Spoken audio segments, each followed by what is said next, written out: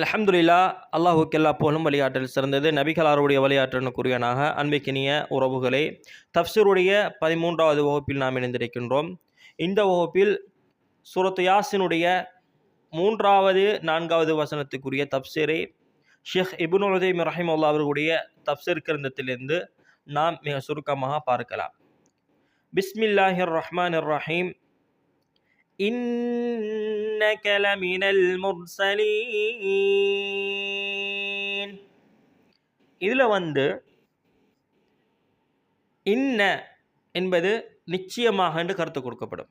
இன்னக யா முஹம்மத், நிச்சயமாக முஹம்மதே, லமின இதில் லாம் என்பது லாமு தஅக்கீத், உறுதிப்படுத்தக்கூடிய லாம் ஒன்று வருகிறது. அப்போ அது நிச்சயம் என்கின்ற 2வது தடவை உறுதிப்படுத்துகிறது. இதற்கு முன்னர் அல்லாஹ் என்ன செய்தான்? இதற்கு முந்தைய வசனத்தில் அல்லாஹ் என்ன சொல்கின்றான்? வல் குர்ஆனில் ஹக்கீம், வா என்பது வந்துச்சு, சத்தியத்துக்குரிய வா.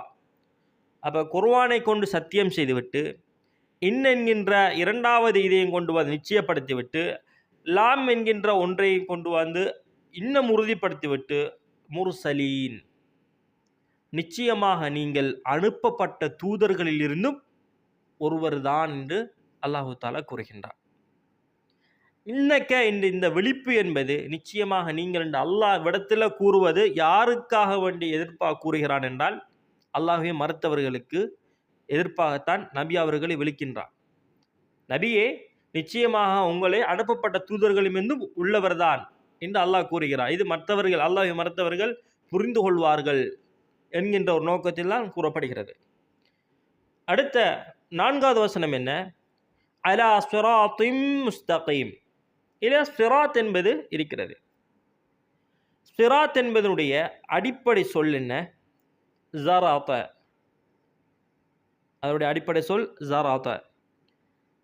சிராத் என்பதை இப்போ நாம் சூரத்து ஃபாத்திஹா ஓதுகின்ற பொழுது சிலாக்கள் சிராத்தல் முஸ்தகீம் அதை சீன் போட்டு சொல்லுவாங்க. சிராத்தல் முஸ்தகீம் அதில் எந்த ஒரு குற்றமும் கிடையாது. சீனோடையும் ஓதலாம், சுவாது வைத்தும் ஓதலாம். இந்த சிராத் என்பது 3 விதத்தில் மொழியலாம். ஜா என்று ஆரம்பெழுத்தாக வைத்து ஜிராத் என்னும் சொல்லலாம். ஸ்வாதோடு சிராத் என்னும் சொல்லலாம். சீன் அதை வைத்து சிராத் என்னும் சொல்லலாம். சிராத் என்றால் கருத்து என்ன? அல் முரூரு பி சுரா, வேகமாக செல்றது, போகிறதுக்கு சொல்லுவாங்க. வேகமாக போகிறதுக்கு சிராத் என்று சொல்லுவாங்க. இன்னும் ஒரு கருத்து சொல்லப்படும், ஸ்வரத்தல் லுக்குமா, அதாவது முடிய விழுங்கினான், அப்படி சொல்லுவாங்க. ஆனால் இந்த இடத்தில் சிராத் என்றால் அஸ்ஸிராத் லா யகூனு சிராத்தன் இல்லா இதா கான தரீகன் வாசிஅன் யதஹம்மல் தாயிஃப். பெருவாரியான பெருங்கூட்டங்கள் செல்லக்கூடிய பாதைக்குத்தான் நீங்கள் என்னுடைய காணொலியில் பார்க்கலாம். இந்த ஹதீதுகள் எப்படி லைஃப் ஆக்கப்பட்டது, லைஃப் என்று கூறிய இமாம் யார் என்று என்ன செஞ்சிருக்கின்றேன், காணொலியில் போட்டிருக்கின்றேன். இந்த கருத்தை நாம ஞாபகத்தில் வச்சுக்கணும். அடுத்ததாக சொல்றான் என்ன? முஸ்தகீம், நேரான.